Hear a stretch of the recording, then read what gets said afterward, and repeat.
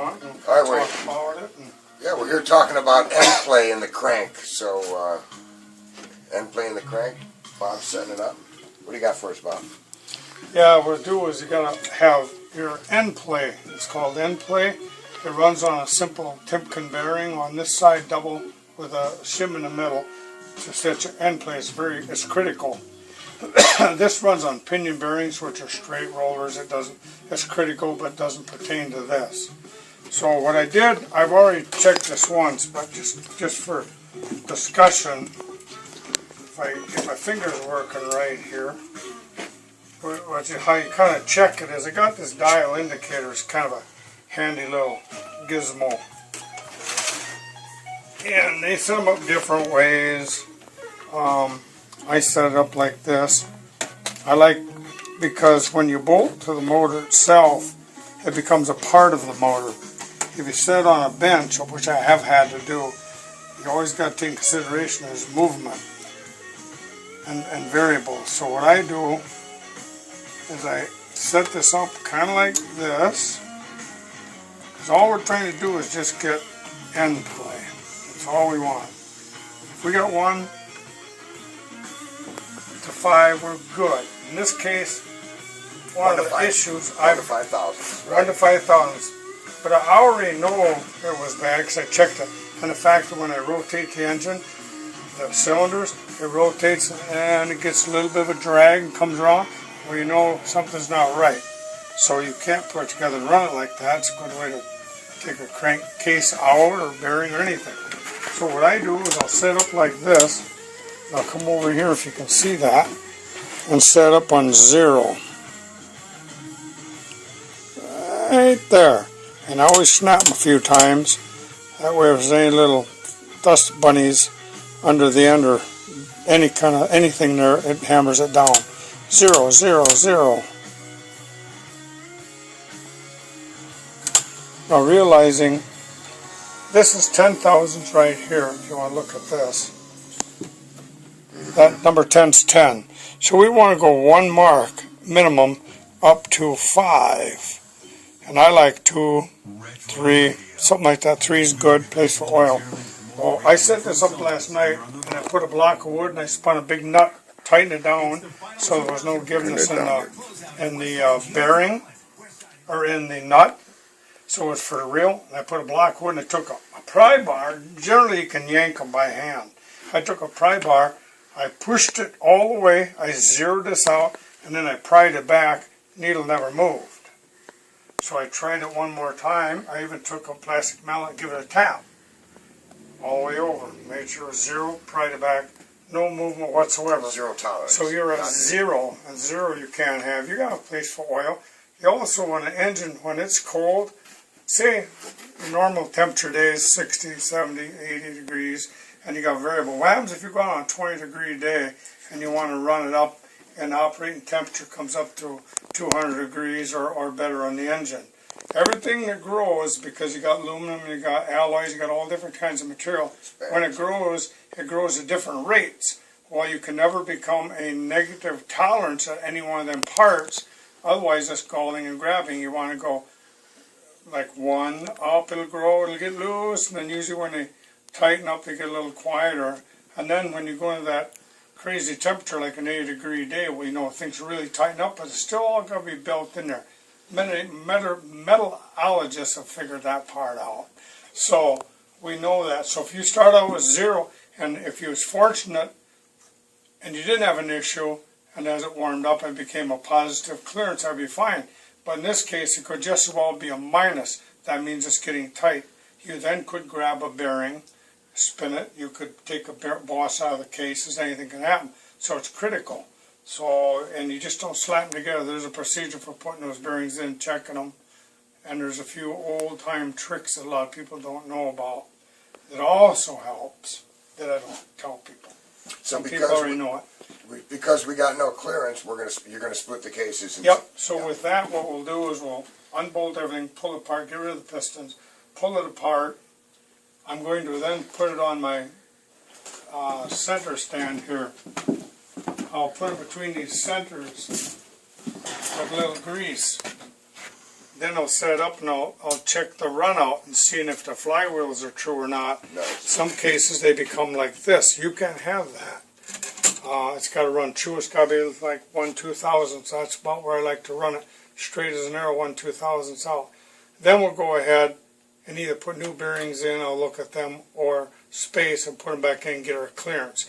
With that being, it should roll over free. Nice. Real free. Instead of getting stuck spots. Instead like of you were having showing tight us. spots. So that's critical. That's big time stuff. So whenever you take them apart, if you take it apart to do something, you don't ever pull the flywheels out and you know it was good, fine, it's been good. Once you take them out, in this case, we're taking donor flywheels from another engine and installing it. All that's to be considered. In theory, there shouldn't be a variation, but there is. Reality is the way it is. Fact. Back to the facts again. So we checked the end play. I did that last night. We have no end play. Therefore, we're going to make end play. And that's with Harley's specs. They go 1 to 5. Some are different than that. They may be 2. I like 2. 3 is good because things grow. And that's fine. It'll work out real good. So that's kind of where we're at on this. Next thing, we'll get rid of the pistons. We'll split the cases. We'll wash and clean them. We'll check it, make sure it's true. If it's not, then we got to break the flywheels down, read through them, and lock them back. Hopefully, they're fine the way they are. Then we can set up our Timkins proper, put it together, check it one more time, and if it's not right, then we take it back apart and do it until it's right. Whatever it takes. Right, whatever it takes. I like If it. you have a special tool, which I don't have, I've been going to build one. S&S got them. You can lay it down on the table, and you can actually check it over here on another type tool. Then you know. But in this case, we'll just do it the same old way we've always done it. I like it. There he is. That's pretty much it in a nutshell. So next is split the cases and start checking parts and going backwards. Right. And we'll probably end up with at least 20 over pistons. I grabbed a 20 over. It looks pretty good. But when I torque plane it up, it depends how straight it is. I'll bore it for 20. If it don't clean up, we have to go 30. Simple as that. So what it is the jugs have been honed so bad that we're getting different measurements. Well, it very well throughout the could be. cylinder. I haven't checked that, but I expect since I had a poor job of fitting, as you seen when I pulled it off, couldn't hardly pull them off at one point. Yeah. I haven't ran across that before. That's a trip and a half. And the minimum we can go on pistons is 10 at a time. Well, it just depends what you need to clean it up. And I know that these are 10s. I know I want to put a 20 in. I don't go half sizes. Nice. If you use white screws, you can, but we're not going to do that difference between, $100 for pistons over 300, Right. and you're not racing one No. now. So with this, we'll set it up. I'll put on my machine. I will bore it, clearancing for 20 thousandths over. Nice. If it's a clean bore on both, we're good to go. If not, then we're going to go ahead and step up to a 10 and continue till we get that point. That would be a 30. 10 more would be a 30. Now when we bore for bigger 10,000s, 20,000s, when we go larger, are we lowering the compression? In No, the compression stays the same. Cool. It's because we're going diameter. We're not going like a glass from top to bottom. Right. We're not changing that. We're simply going out, which doesn't change compression. It changes volume a little bit. People think, well, if you bore 10, 20 over, more power. Not true. The V8 motors, yeah, because it's times 8. Yeah. This times 2, it don't do nothing. Simply wear the cylinders out sooner. Right. So we'll go, and I may choose to shave the heads. And we're at 8.5 compression. I may shave and clean them up, get that divot out of there, and bring it up to about a 9 or 9 1/4. That's kind of nice. You're still running either premium or mid-range, which mid-range I prefer over premium because a lot of people don't realize premium. They think they're getting such a good deal. You got anti-knock. Anti-knock slows the burn. That's why your motor don't knock.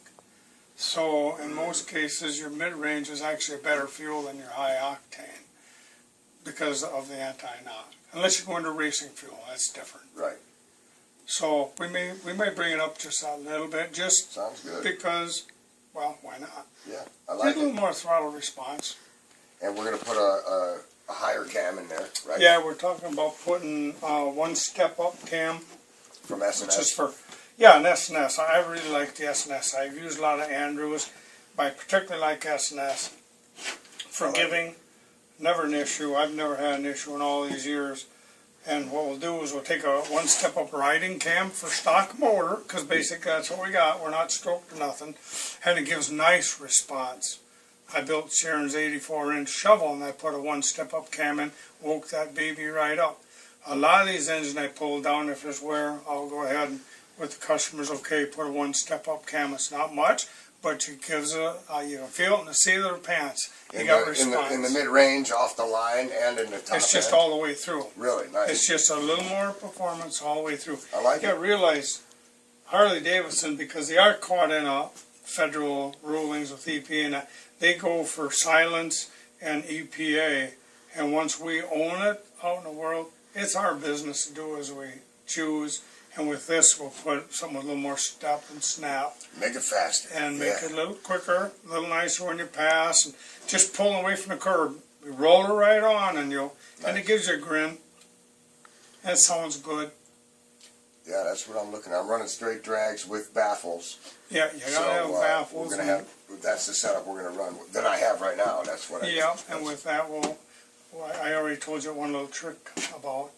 Yeah. And then you go ahead and do that, and down the line, if you feel you want a little more torque, then you put a cycle shack muffled pipe on. You'll have the torque.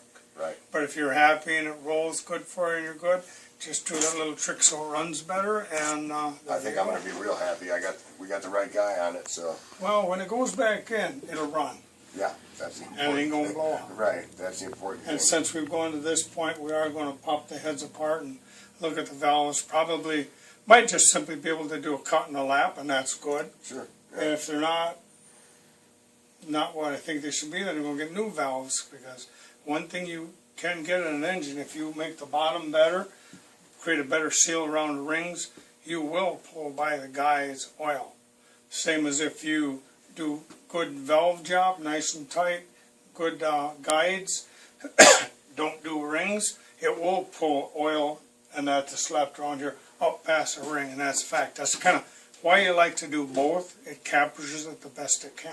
And those guides are brass, right? I hope not. They're better if they be cast. Right. Brass, never did like brass. Right. Brass is good while life is good, but once you get that hot day, it'll grab brass, We it'll want either that yank cast. it or call it. I like a cast iron guide with a good polished valve. You can even go stainless, but I like a good polished valve, cast iron, and that's about as good as you possibly want. And that eliminates your lead problem. So let me take a look in that hole. Them are cast. Good. They're steel, cast steel. Beautiful, beautiful. Cast steel, so odds are they'll be pretty nice shape. And if valves aren't, we'll replace them, because I never like reusing a valve. I have a problem with engines where they recut valves and the tulip breaks off after 3,000 or 4,000 miles. They wonder why. Well, it's an old valve, it's been ran, recut it, sits different. So to me, we're looking at $100, $150 for a set of valves, cheaper than doing a rebuild again. Hell yeah. That's my logic. So I love it. odds are we'll just go ahead and do that. I've never not done it, so I think there's no sense in changing it now. I'm here to help, man. And Yeah. Once I get into something, I stay on course. I don't deviate. I don't care. So right. do it right. Do it once, and then go and people smile and be happy. Wow, it's fantastic. There you go. I know I'm happy. I'm going to have a great motor. Yeah, she should be a sweet motor. That's a nice light bike. There's the It'll update. go pretty nice. There's your update, folks. You got it here. Tech tips, give us a holler, man, at Wemmers Shop in Redgranite. See you later.